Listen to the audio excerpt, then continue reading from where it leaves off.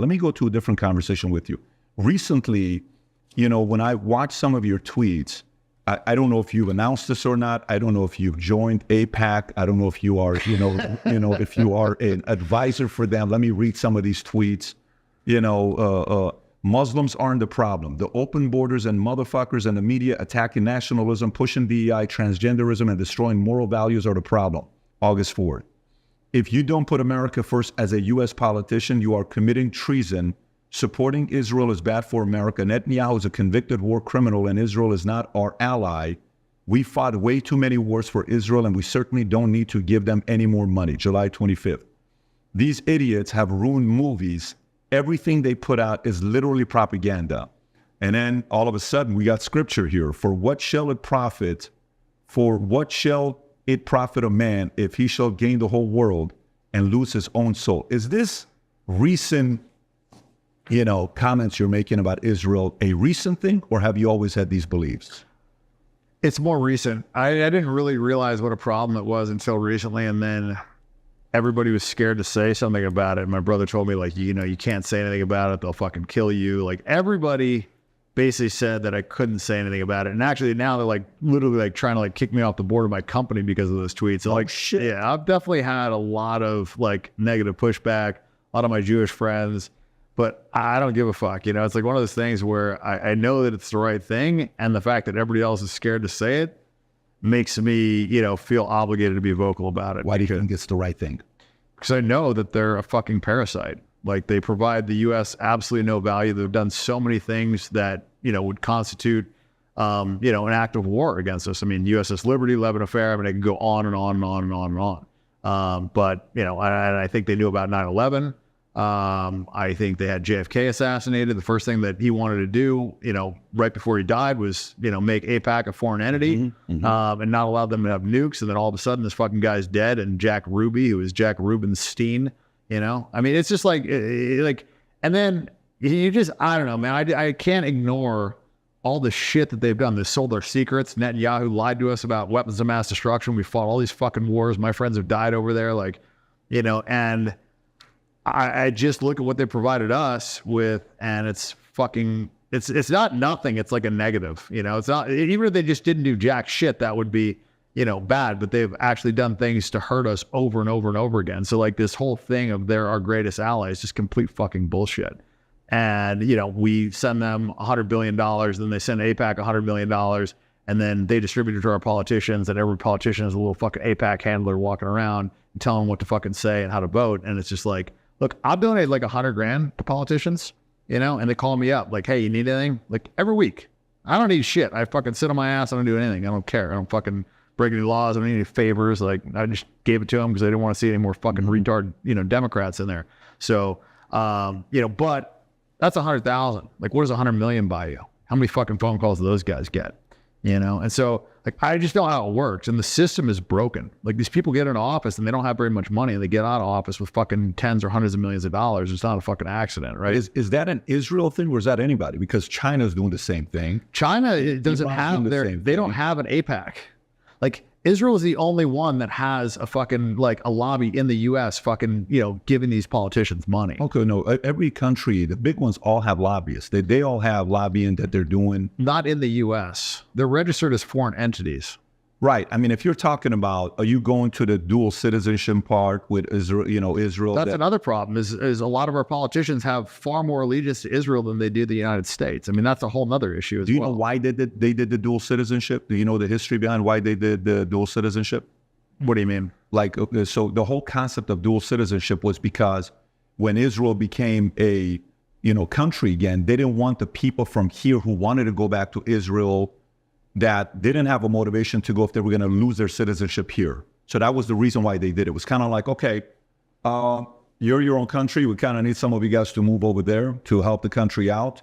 Yeah, but I'm not going to go. Why are you not going to go? Am I going to lose my citizenship here? But you are. I mean, we don't do that. Every other country, I don't want to lose my citizenship. Well, okay, how about if we do this? How about if we allow you, just Israel, to go back to your country, you won't lose your citizenship?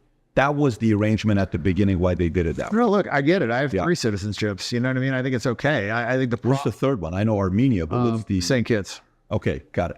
Yeah. So, I mean, I don't have an issue with dual citizenship. My issue is when somebody is holding a U.S. office and they are putting a foreign nation's interest before America's interest, and they are favoring that other country. And so that to me is treason. Like when you are a U.S. government official, your motivation should be to do things in the best interest of the government that you are representing, not some other 100%. fucking foreign country. Absolutely. And Yeah. that's the problem. Okay, so but go through it. So what is the solution? Meaning, if Israel's the enemy, then if let's just say you don't do anything and everybody in the Middle East unites to take out Israel, do you think the Middle East is better without Israel? And do you think the world's a safer place without Israel? 100%. It's not even close. Okay, tell me why. Why do you You think? give me an argument otherwise, please. but tell- give me one argument why the world would be better off with Israel. Let's just start with that. One thing. Give me one thing. Have you ever lived in the Middle East? No. I lived there for 10 and a half years. It's a very, it's not as like here. You can sit here, you can be an atheist, you can be an agnostic, I can be a Christian, he can be a Jew, he can be an LDS, Muslim, no problem. We can coexist here. You can do that in Israel.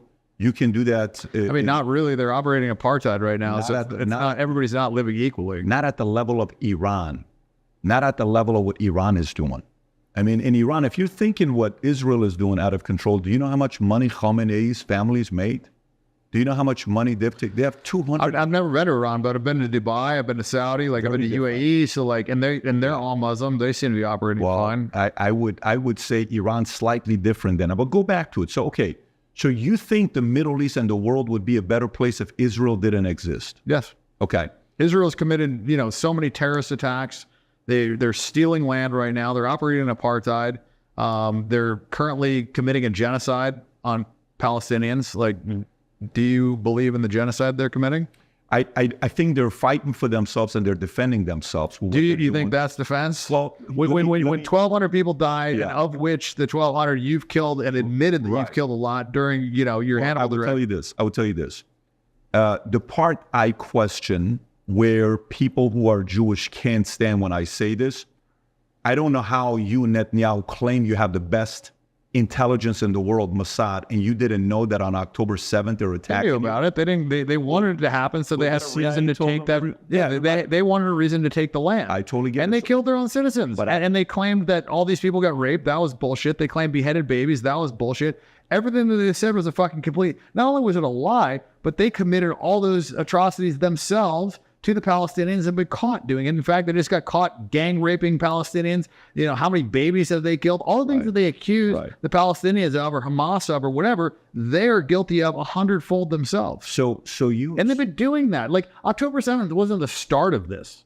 Like the start of this was Nakba. They've done so many different. Disagree. Yeah, I don't disagree. Yeah, so I mean, this is not like, it's not like October 7th is like, it's all of a sudden they just came over there unsolicited and just killed people. Like they had been killing Palestinians for years and years, operating two sets of justice. It's like they have the justice for the Palestinians and the justice for the Israelis. And if you read the Talmud, like, if you're not Jewish, you're basically not a human. You're like, like cattle. If a Jew is killed by, somebody that's not Jewish, then it's the death penalty. If a Jew kills somebody that's not a Jew, then, you can't kill them. It's not the death penalty. Like they literally like segregate in their Bible. They're very protective of themselves. I don't think anybody can debate that. I don't think it's a. Well, it's not the problem isn't that they're protective of themselves. The problem comes when you think that you're better than other people and you think it's okay to lie to anybody that's not a Jew. You think it's okay to steal from people that are not a Jew. You have two sets of standards. The problem with that is it allows you to rationalize anything, right? And human beings are generally self-serving creatures. So if your fundamental religious belief system allows you to operate in such a way that you believe there isn't consequences to stealing from other people, killing other people, raping, kids that are under 9 years old, like if you think those things are okay, then, how are you going to operate? Because to me, like my moral code keeps me on track. I don't think that's what it is. I don't think it's because you're saying it one-sided. You're not telling the other side of the story of what they're doing either. You're not saying what Hamas did. You're not saying what they did. What did Hamas do? I mean, from day one, when you see the rapes and the videos, we've all seen it. This isn't something What rapes and videos? But stay on this here if you want to continue Well, with no, this. no, but what rapes and videos? But my concern when you're saying Israel's doing it, you're saying the other side isn't doing anything. No, You but think they're I'm innocent? asking. No. There was no rapes during October 7th. They've shown no rapes from October 7th. They showed no beheaded babies. All that was all bullshit. I'll send you stuff. No, there's plenty of stories. It's not all of them. The Israeli articles that I saw recently said that there was only 2 babies killed. One was shot by a bullet, and the other one died in a hospital. There was no babies in ovens. There was no beheaded babies. All that was all bullshit. The big. Okay, so go back to the part when you said they think they're better than you. You believe that Jews think they're better than everybody else. It says it in their Bible. Okay, but you believe they're better than everybody else. Okay, I didn't say they're better than everybody else. they think. According to their scripture. Okay, but what if? And if you look at how they operate, right? Like they literally caught people raping Palestinian prisoners, and there was riots. But the riots weren't because they were raping the prisoners. The riots were because they felt like they had the right to rape the fucking prisoners. That's why they almost had a fucking civil war, because they felt like they had the right to rape these prisoners. They felt like that was okay because they weren't Jewish. So, you know, when you have a society that operates like that, you're going to have fucking problems. And they're not the fucking most moral army. That's all fucking bullshit. And, you know, everything that they say, it's just like almost like, listen, when somebody lies to me, like if you lie to me, I'm not probably going to trust you again. You lie to me a second time, I'm definitely not going to trust you. You lie to me a third time, and I let you lie to me the third time, I'm the fucking idiot. These motherfuckers have lied like 10,000 times. So, like, I don't believe anything they say anymore. I come from a place of I don't sit here expecting you to tell me 100% the truth. I don't sit here thinking, yeah, Dan's going to tell me 100% the truth with whatever he has in his life. I don't expect that from you because I don't expect people to walk on water. That's not my expectation. I'm going to live my life.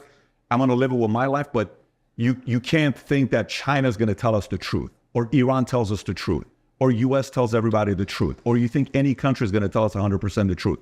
But I don't know, man. I got a different moral code. Like in gambling, It's not about but in gambling and business, like with my friend group, like you lie one time, you welch on a debt, you do one thing. In friendship, though, I'm just saying, my friends, people that I know, people that I do business with, people I gamble with, like it's the same thing I have as well. It's the same thing most people have.